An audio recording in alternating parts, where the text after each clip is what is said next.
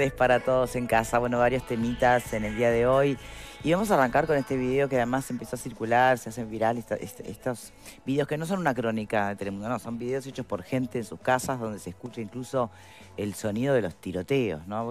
¿Dónde estamos viviendo? Para algunos puede ser una novedad, algo que no pasaba antes, y para otros es la cotidiana, depende dónde vivas. Bueno, la noticia hoy es que es un hecho que el crimen se está expandiendo, que ya la georreferenciación está quedando vetusta y que no deja de ser impactante, ¿no? Como así tan de pronto pareciera que estamos cada vez peor, ¿no?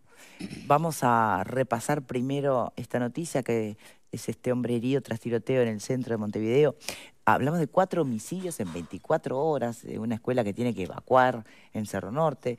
A ver, vamos con este video, por favor.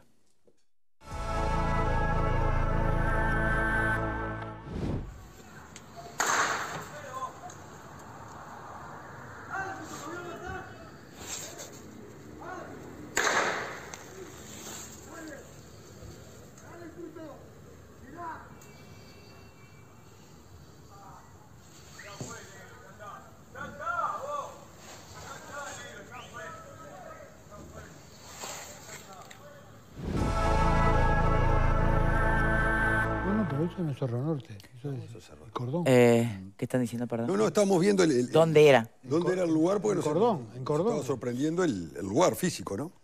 Así, a plena luz del día. Claro.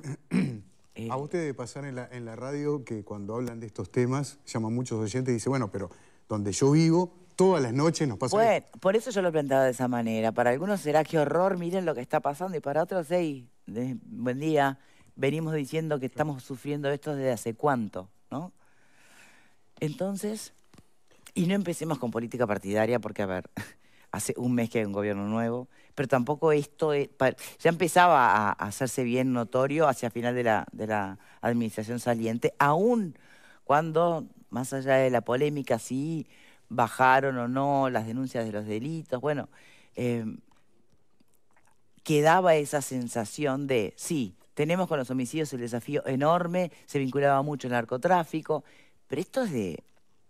¿En qué categoría entra esto? Tiroteos a la luz del día. No, lo que pasa es que estábamos acostumbrados, entre comillas, no voy a decirlo, que hay determinadas zonas de Montevideo que por la conflictividad de determinados grupos que están pugnando allí por el dominio del territorio y demás, lamentablemente estos episodios eran frecuentes, por decirlo de alguna forma. Este episodio que acabamos de ver ahora se dio en una zona céntrica a mitad de la tarde, ¿no? Algo que de pronto yo por lo menos no tenía conocimiento de que haya sucedido algo similar en esta zona de Montevideo, ¿no? A las 3:30, 4 de la tarde, un tiroteo a plena luz del día en un lugar donde la circulación de las personas por temas comerciales y demás es bastante fluida. Entonces creo que llama un poco más la atención eso, de pronto, que otras situaciones similares, que como decíamos al principio, de pronto a determinados vecinos de la zona también les llama la atención, lo reclaman y demás, uno que no está en ese lugar, cuando de pronto ve algo de estas características, creo que le sorprende más, ¿no? La verdad es preocupante. Por acá. Creo que lo más extraordinario, corríjame, pero capaz estoy equivocado, pero acá hubo, en estas tiroteos y en estas muertes que hubieron, hubo adolescentes de 14 y 15 años. El que muere en el taxi el sábado fue es un eso, gurí, ¿no? sí, de 15 años. El sábado. No sé cómo lo llevan engañado ahí y le tiran 8 tiros. Y después se encuentra que también en el taxi hay plata y bueno, está. Y hay otro adolescente, creo que tiene 14 años, creo. También uno que estuvo involucrado en estos tiroteos que murió, me parece. Otro de 22, que recibe un disparo creo que en la cabeza. Es como, no sé... El muchacho de 20. No sabría muy bien hacia dónde... Hace ya un tiempo, y con respecto a lo que tienen decía que apuntar Pablo... las políticas públicas de seguridad, porque una cosa es una estrategia que apunta al narcotráfico, al crimen organizado, y otra es cuando se te puede salir de control de esta manera, no sé. A mí me parece en relación a lo que decía Pablo, que es cierto que es una zona céntrica, que es temprano, pero hace ya tiempo que vienen ocurriendo estos episodios, ¿no? El asalto al correo, quizás lo recuerden, Benito Blanco y Martí, en el año 2013, hace 12 años de esto, fue a plena luz del día. Sí, pero ahí tenés un grupo. Hay una planificación, hay una organización. Acá, por lo menos por lo que estamos viendo, no sé qué hay antes del video y después, obviamente que no, pero acá ves a un tipo, no ves a un séquito. No sé qué hay atrás, de verdad. Y bueno, siempre algo tendrá que ver con el delito, supongo yo, si no, no se van a estar tiroteando. Claro. No, pero el tema es, remite más a las cuestiones... situaciones que han terminado con homicidios. Pero es más violencia de convivencia, de que como justo tiene un arma va y lo resuelve de un tiro. No, en este caso... Pero violencia de convivencia mirá, es bastante cotidiana en nuestro país. Claro que eso sí, es cierto. sí. Y hay si querés dale y después sigo. Pero hay un elemento que une a todo esto. La información... La tenencia de armas. Claro. Sí. El fácil acceso a la tenencia de armas ilegales en este país, siendo uno de los países con más armas per cápita de la región. Pero ese camino se intentó transitar ¿cuántas veces, Fer? Una a medias. ¿Una a medias? No llega ni a plebiscito. Sí, pero es que el tema es, o sea, que hay que ponerle un poco también de creatividad y pienso. Lo que se hizo, ¿funcionó? No, no funcionó. Pero ¿vamos a desconocer que es un elemento central en todo lo que estamos hablando? No vamos Supongo que ahí nadie te puede decir que no. Bueno, pero no ¿Por qué no prospera un debate serio sobre la sociedad civil armada? ¿Por qué no prospera? Porque creo que es más fácil reducirlo a otras cosas. Pero no por parte de que no se quiera solucionar el problema, sino porque cuando se pone en tela de juicio la tenencia ilegal de armas en nuestro país, siempre se tiende a decir, bueno, pero yo si quiero estar armado y tengo derecho... Nadie está hablando de eso. Nadie está hablando de eso. Claro que es mucho más difícil y que además la tenencia y pero la tenencia ilegal ya está penada. Ya, si se cumpliera la ley, si tuviera capacidad de fiscalización, no precisas más nada. Ya hay normas sobre eso. ¿Y no son se puede suficientes? andar con un arma si no tenés ¿Son suficientes? tenencia. Yo creo que no. Pero entonces, por eso te digo... Sí, yo estoy hablando de un cambio de modelo. Bueno, pero el cambio de modelo que supone el desarme civil va mucho más allá de la tenencia legal o ilegal. Obviamente, que va mucho más allá. Tú preservás a la tenencia legal. No. Yo digo que es la reacción inmediata a lo que se responde. Se mencionaba la presencia de menores de edad en posesión de armas. Y la verdad que es la realidad de muchísimos adolescentes. Preguntale a Fiorella Buceta. No es nuevo, de acuerdo, pero una cosa es cuando son historias excepcionales y otra cuando... No se son vuelve tan mucho más naturalizado. No son tan excepcionales. La tenencia de armas está penada y el disparo de armas de fuego en la vía pública está penado. Podrá decir y aumenta un poquito más las penas, capaz, pero es que en fin. no es por ahí. No es por ese lado tampoco. A ver, hay un tema, me parece a mí, ¿no? Si tenemos de pronto determinadas zonas de Montevideo que están identificadas, donde el conflicto bélico, porque no tengo otra forma de poder decirlo, ¿no? Porque están todos los días, hay un homicidio y están a los tiros. No lo podés solucionar, que son 10 manzanas, 15 manzanas, difícilmente pueda solucionar ese colador que entra al mercado negro de armas, que es mucho más complejo todavía, porque no solo que armas es el mismo. de aquí de Uruguay, sino que entran armas de Argentina, entran armas de Brasil, entran armas de Bolivia, de Paraguay. El mismo mercado. Entonces, los mismos actores. Está bien, sí, está bien. Pero son los mismos actores. Pero es mucho más complejo poder solucionar esa logística que poder solucionar, creo yo, ¿no? La logística de cuando se tienen que utilizar esas armas y no se evita esa utilización. Pero ahí yo estoy de acuerdo y estamos hablando de cómo se combate al narcotráfico que está vinculado directamente con esto. Pero yo estoy hablando de, ¿en serio no vamos a poner arriba de la mesa este elemento a la hora de hablar de combate a los homicidios? Porque yo no sé con qué piensan en este país que se mata. Pero está arriba de la mesa, Fernanda, el tema. No, para mí no. No, yo creo que no está arriba de la mesa como debería estar.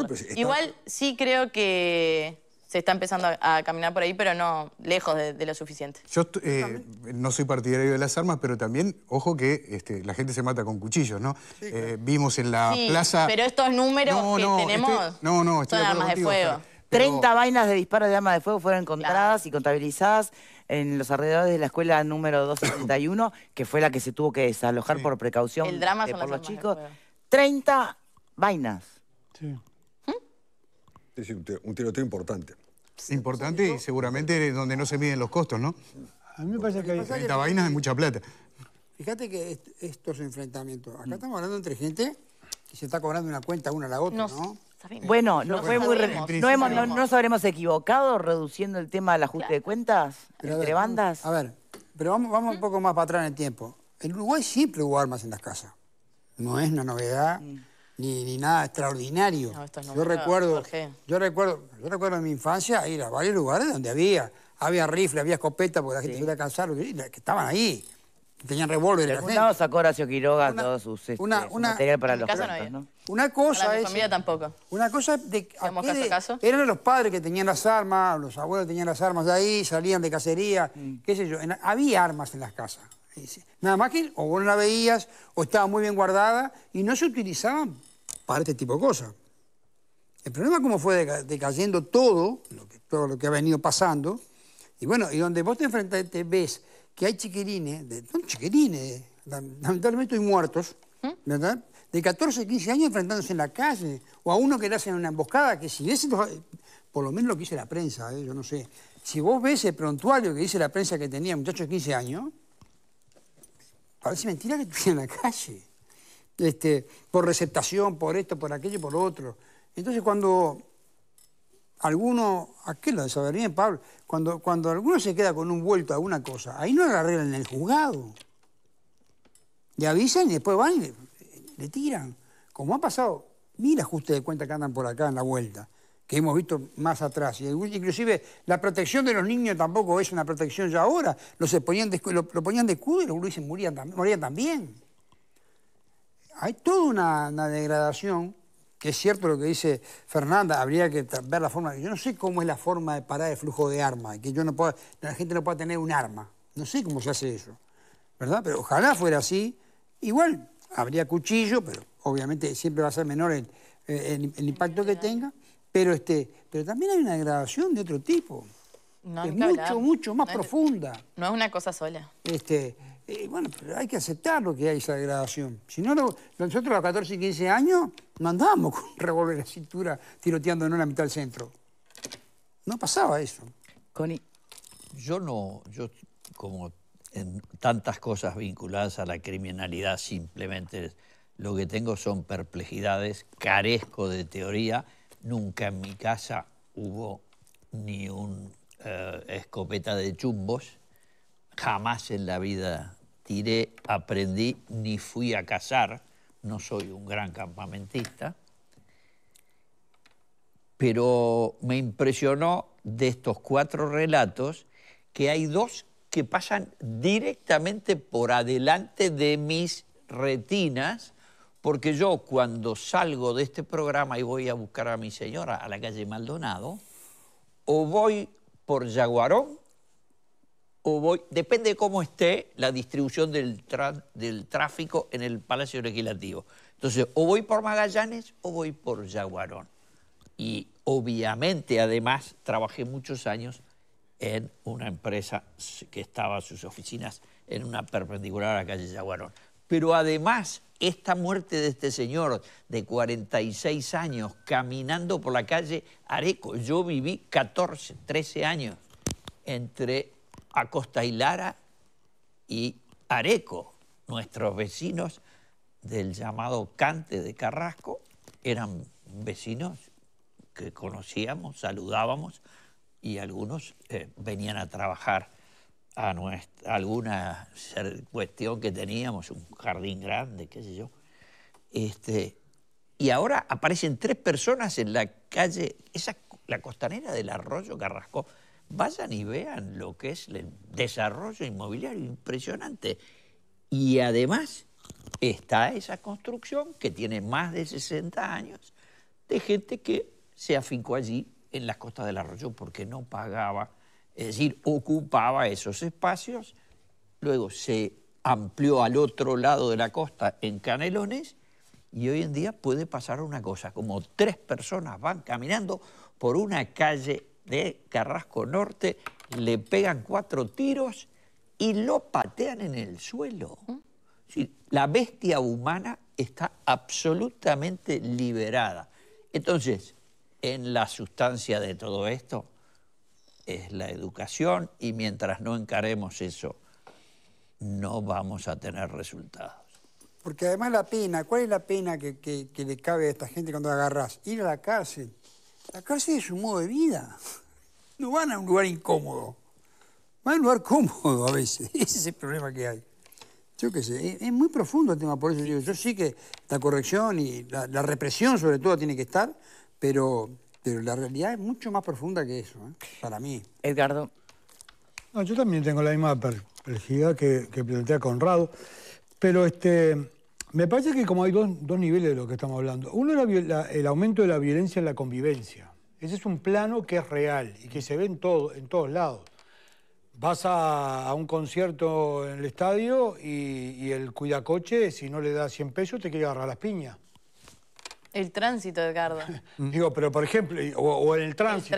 El tránsito también. O sea, hay situaciones que en otro momento podían generar, no sé, una puteada, una cosa, ¿no? De ese tipo, pero... Algún gesto ordinario. No, pero no más de eso. Hoy es como hay un nivel superior. Entonces, en ese caso, si hay un arma próxima al individuo que está pasado de rosca, es más probable que responda de esa manera. Entonces sería momento de reactivar la polémica desarme civil. Completamente de acuerdo, que sí, yo creo que sí, y capaz que estamos en un momento apropiado después que pasaron las elecciones, porque algunos candidatos o algunos legisladores plantearon proyectos, ahora que ya pasó, capaz que se está en un momento apropiado como para discutir un proyecto de esas características y aprobarlo. Y ese es un plano parcial, puntual, pero que apunta en esa dirección.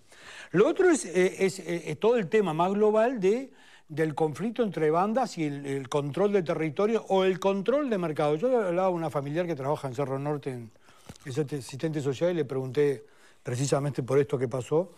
Y me dice, hoy se va a discutir en Cerro Norte justamente en una reunión con los vecinos los años de fundación del barrio. No sabemos si en el marco de actividades de la Intendencia, ¿no? No sabemos cómo vamos a hacer esa discusión con esto que pasó ayer ahí, ¿no? Claro. Y el caso que planteamos ahí en el Cordón, ¿no? Tiene lo llamativo es la característica que se dio, en el lugar que se dio, pero tiene las mismas características que los que se dan en otros lados. Sí. Anda a los balazos, rivales, uno tiene 9 antecedentes, le pegan un balazo, varios balazos, le tiro una fractura de fémur, pasó alguien, me discutí y me pegó un balazo. O sea, sabemos que eso no es cierto, así, ¿no? Pero es el mismo discurso, el mismo verso que hace uno de los implicados, que lo estaría haciendo en Cerro Norte y en algún otro de esos barrios donde es más frecuente esto. Lo que nos llama la atención hoy porque se trasladó a una zona ya no... O sea, ese episodio justamente en esa zona. En esa zona. Y eso es lo que genera... Hace tiempo, bueno, pero se empieza a dar más frecuentemente, entonces empieza a preocupar. Primero que los actores que vivimos en estos otros barrios de acá somos otros y empezamos a sentir la preocupación más cerca. Capaz que cuando pasan a aquel barrio lo agregás como un tic más de un listado... Lucha de territorio. En un territorio lejano. Ahora cuando empieza a aproximarse, comienza a haber mayor preocupación. Bueno, capaz que eso habilita a que haya mayor preocupación y necesidad de acordar aspectos que tampoco tengo ni teorizaciones ni propuestas concretas. Espero que sí se pueda caminar en acuerdos de medidas que puedan cambiar la pendiente que se ha ido instalando y creyendo permanentemente en los últimos años, o desde hace años, mejor dicho, y que cambie en dirección opuesta. Claro, pero se han explorado varios caminos, ¿no? Sí, varios. Bueno, ¿qué queda por explorar? Bueno... Y lo que no se ha hecho, eso está claro. ¿Qué? Pero lo que no se ha hecho es un tema que no se hizo por falta de voluntad o por falta de presupuesto. A esta altura sería lo de menos. Me preocuparía más que no se siguiera haciendo, digamos. Claro. O sea, hay que acá introdujo Bukele con... Bueno, lo que estoy diciendo es, ¿existen otras soluciones? Las hay. Autoritarias. No solo autoritarias, sino que no han dado el resultado en el marco de nuestro derecho no hay. El narcotráfico sigue existiendo en El Salvador. El narcotráfico, se incautaron decenas de toneladas de droga en El Salvador hace muy pocos días. Ya lo sé, pero ¿qué es lo que dice el señor Peinado a la Gomina de El Salvador? Que lleva 3 años sin muertos en la calle. La convivencia ciudadana, digamos. Y además, con un gran éxito, no solo entre los 6 millones de salvadoreños, y yo no soy uno de ellos porque no soy salvadoreño, y aún desde el punto de vista internacional tampoco comparto, porque soy partidario de todas las garantías del sistema liberal de derechos individuales, pero no es así que no hay soluciones. De hecho, todos los grandes regímenes autoritarios tienen tasas. Vayan a hacer liquidación de cuentas en la Cuba de Díaz-Canel. Conrado, en El Salvador hacen mega cárceles y aumentan la cantidad de presos y tienen 50.000 presos. Sí, ahora parece que bajaron a 40. Esa es una solución, o aparentemente es una alternativa. La solución la veo por otro lado, me voy más para el norte del mapa mundi, voy para los países nórdicos, voy para Holanda y se cierran cárceles. Cerrando cárceles. Exactamente. Se cierran cárceles. Entonces, exactamente. Por eso yo siempre hablo de Holanda. ¿Qué es lo que tiene Holanda? Entonces... ¿Qué es lo que tiene Holanda que no tenemos 20 nosotros? años. Bueno, ¿Qué tiene Holanda? ¿Qué tiene Holanda? Plata, tío. Plata, $9.000 paga Alemania por cada persona privada de libertad. $9.000 al año. 40.000 acá, ¿no? Pero eso no le pagan, le pagan por estar preso. No, es que le pagan. Es lo que invierten en la rehabilitación. Es el costo de cuidarlos, construir las cárceles y rehabilitarlos. Y tener los equipos represivos. No le dan $9.000 por estar preso. Eso se llama rehabilitación. Claro. Cosa que acá no tenemos. Exacto. Que es una de las patas. Entonces, eso se llama rehabilitar. Entonces los partidos políticos en Uruguay tienen que ponerse de acuerdo de reducir el gasto público, porque si es con aumento del gasto público, está visto que lleva a pésimos resultados. De acuerdo, hay que redefinir prioridades. Entonces, exactamente, y eso es... Ay, pero lo venimos a escuchar, por Dios, ¿hace cuánto que venimos escuchando lo mismo? Sí, pero no se hace. Pero no se hace porque es lindo decirlo, queda fantástico. Entonces vos tenés 17 toneladas de diagnósticos diferentes con diferentes formas de rehabilitación. Para definirlo va a ser ahora la ley de presupuesto. Pero después que pasó es la ley de presupuesto. Octubre y noviembre... La ley de presupuesto es lo único real. No hay uno que haga así en el Parlamento. Vamos a ver, ¿Quieren jugar algo? ¿Quieren jugar algo? Hoy se los digo. En no noviembre. hay uno, después que pasó octubre y noviembre cada 5 años, que estamos recontra podridos de escuchar esto, y perdónenme la expresión un poco coloquial, porque al final de cuentas cansa. Después de esa fecha, no tenés uno que levante la mano. Pablo, no hablábamos de eso hace 25 años. Rehabilitación. Yo creo que sí las va a ver.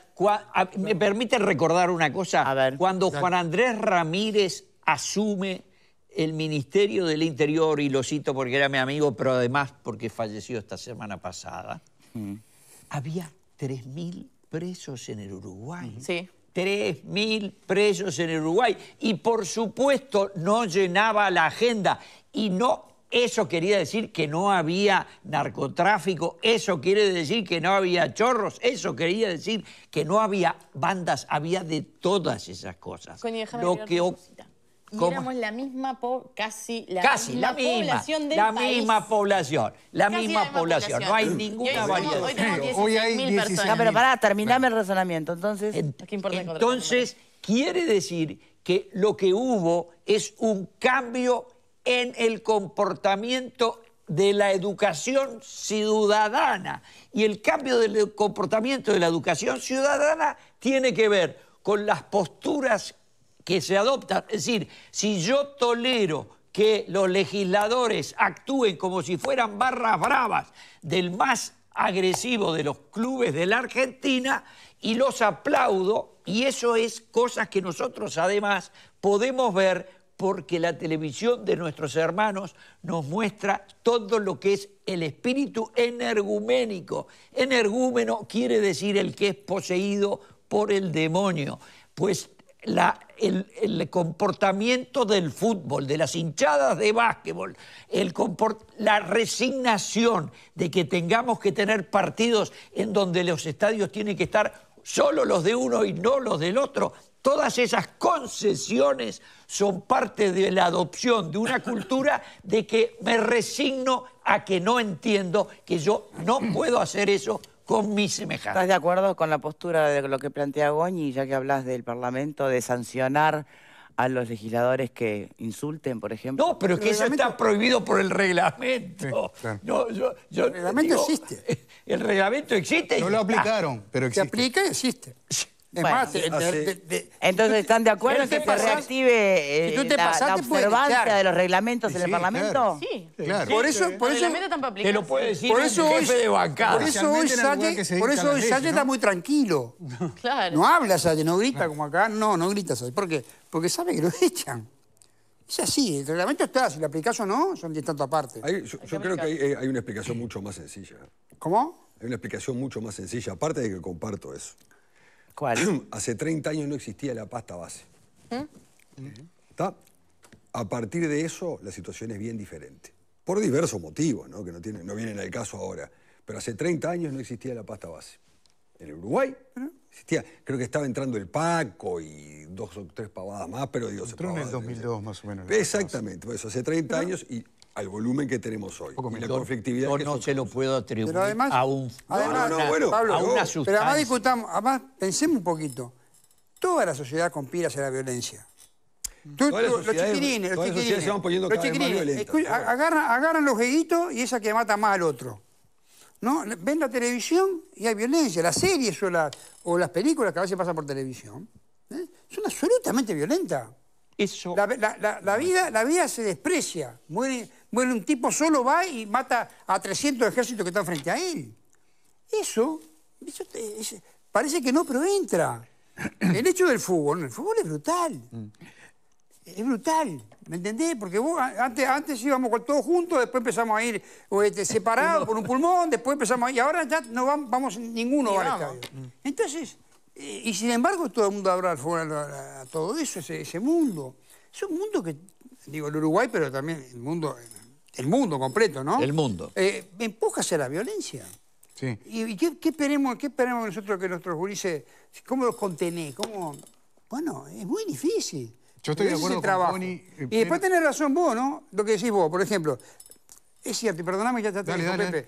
Es cierto, Fernanda decía, hay que ver el presupuesto. Cuando tú veas el presupuesto y veas lo que se asigna, por ejemplo, al INRR o lo que fuera, y lo que se le asignó antes, ahí vas a ver si hubo chance de darle o no darle. Porque vos podés comparar 5 años pasados con estos 5 años con los 5 años anteriores, si querés. Y bueno, si hubo un crecimiento grande de aporte de plata a la línea de red, va a ser porque ahí se va a definir alguna política. Y si está todo igual, va a seguir todo igual. Cuando vos tenés un 70% de reincidencia, Ya lo sé. la rehabilitación no existe. No, está bien, pero... ¿Está claro? Pablo, no existe. También fue la Algo primera vez que contado- se midió, Pablo. Con Tampoco los tenemos ni dedos con en qué la mano. compararlo. Está bien, pero por Pero ejemplo, yo ahora de empieza... que yo desde hace, No, pero hace así- un rato y hace algún año que Pero hago mañana- esto, Así decía. El Pero una porcentaje cosa de es reincidencia- el olfato y el día a día Claro, pero la tuyo que no casuística lo no cuestionó. existía.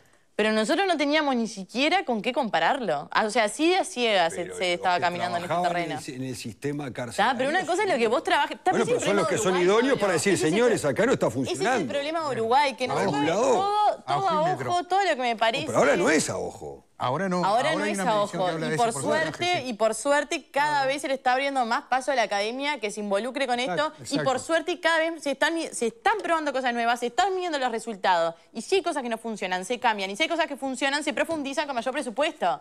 Pero para eso yo tengo que medir la política pública. Completamente de acuerdo. Y eso fue algo que realmente yo creo que quien profundiza particularmente en ese sentido es Nicolás Martinelli, que empieza a desarrollar, y con Dios Sanjurjo, y empiezan a desarrollar políticas que no significa que no se hicieron antes, creo que sí, pero quienes le ponen un particular énfasis al desarrollo de política pública con medición de la política pública y comparación del resultado, Y es por ahí, y yo calculo que Negro va a seguir por el mismo camino porque es la única chance que tenemos de ver qué funciona y qué no. Bueno, pero entonces explícame por qué hubo justamente en esa línea de darle paso a la academia todo un estudio pedido por el propio ministerio que daba cuenta que la realidad no era como estaba instalado en el relato de que toda la maldad venía por el lado de los ajustes de cuentas y el narcotráfico. No, eso en un estudio se probó que era el 11%. O sea, tenemos otro problemita entonces, ¿no? Sí. Las 4 toneladas de diagnósticos diferentes que hay. Hay una violencia intrafamiliar que es muy grande. Aparte, claro. Es parte de todo esto. Que a veces no lo ponemos arriba de la mesa, pero también hay una violencia por ajuste de cuentas que es muy grande. No sé lo que dio el diagnóstico, pero ahora, por ahí van las cosas, ¿no? Yo no veo otro lugar. En la vía pública hay violencia. Perdón. No, porque ahí, ¿cómo están conteniendo hoy las comunidades? ¿Qué factor de integración social está cumpliendo el rol hoy? La educación pública.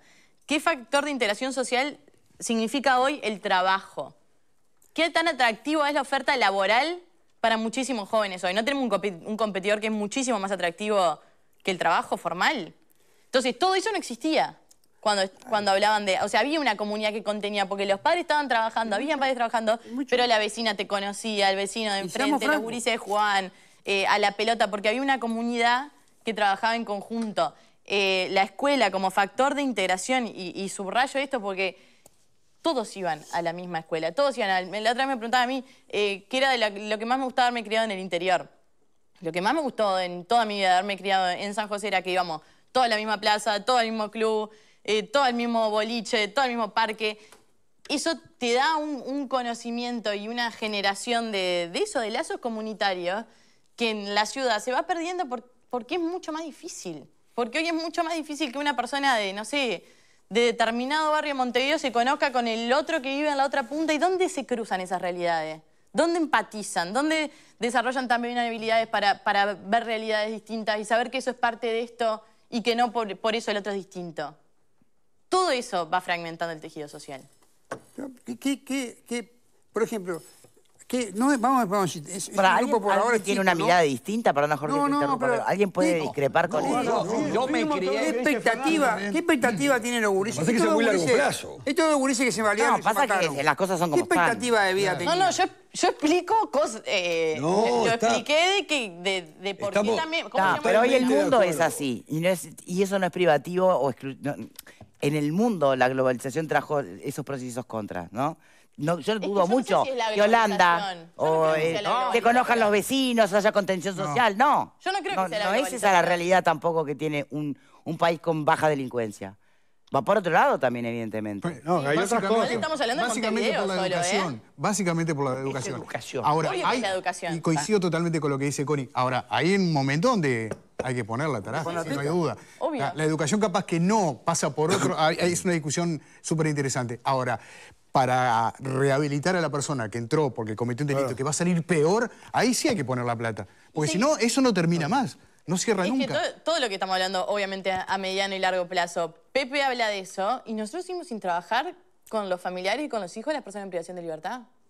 Como si fuera algo que no tiene nada que ver con trayectoria delictiva en muchísimos casos. ¿Cómo le generás expectativa? Todo eso es prevención del delito. ¿Cómo le generás expectativa?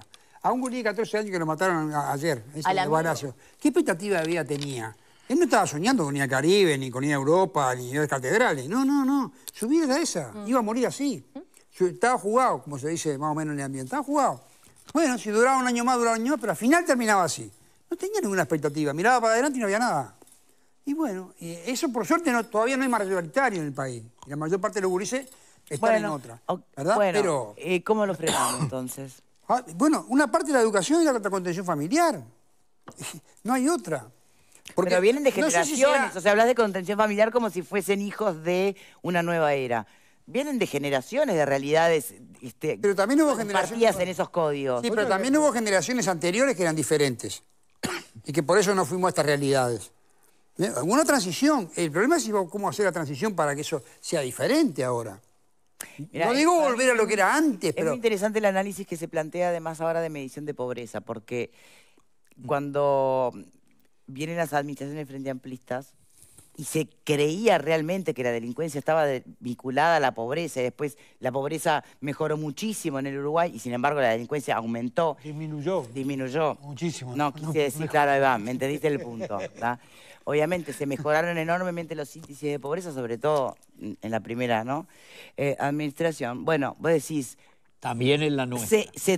Se caía esa teoría de asociación directa, ¿no? De pobreza versus, o atada directamente a la delincuencia. Ahora, claro, ahora nos venimos a desayunar con que la medición de la pobreza va mucho más allá de medir el ingreso por hogar. Ya se hacía la dimensión multidisciplinaria. Exacto. Ya se hacía. Sí, se hacía, pero no se construían políticas públicas sobre eso. Sí, no porque obviamente cuando hablas de educación, hablas de marginalidad, hablas de caídos de la cultura, de la civilización, y eso no te lo da un número más o menos de una línea de ingreso. ¿No? Primero, la medición de la pobreza por nivel de ingresos es una metodología de alcance universal que en Uruguay se aplica desde hace muchos años. Segunda cosa, la noción multidimensional del fenómeno de la pobreza también está por los autores, y les voy a decir una cosa, el profesor Germán Rama, como funcionario del BID, produjo en el año 1986 u 87 un librito interesantísimo que se llama Necesidades Básicas Insatisfechas en la Sociedad Urbana Uruguaya. No hablaba de la rural. Y allí detectaba la situación de 6 necesidades básicas insatisfechas que la sociedad mostraba que no era solo el tema de la pobreza por nivel de ingresos. Con ese trabajo del profesor y maestro Germán Rama, yo puse, con el auxilio de un elenco fantástico de personas, algunos de los cuales eran extranjeros, a funcionar una cosa que se llamó el programa de inversión social.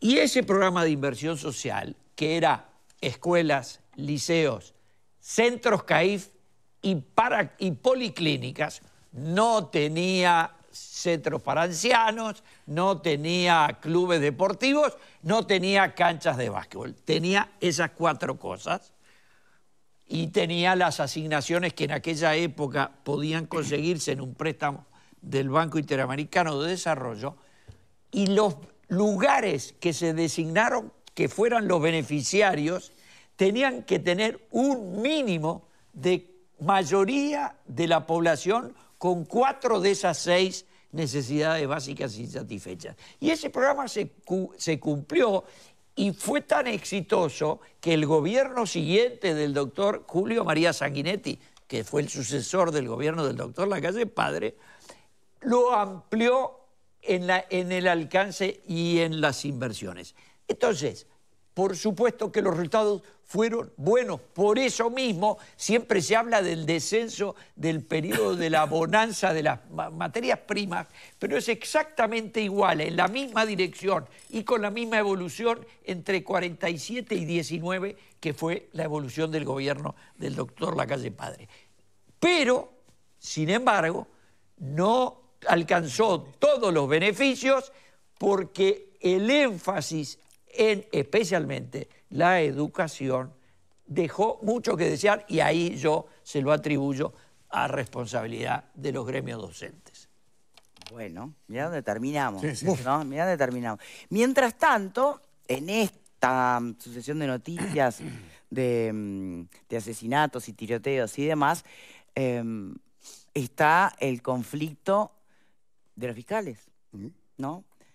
Que a propósito de algunas medidas que tomó la fiscal de corte subrogante Mónica Ferrero, la Asociación de Magistrados Fiscales sacan el comunicado que, claro, el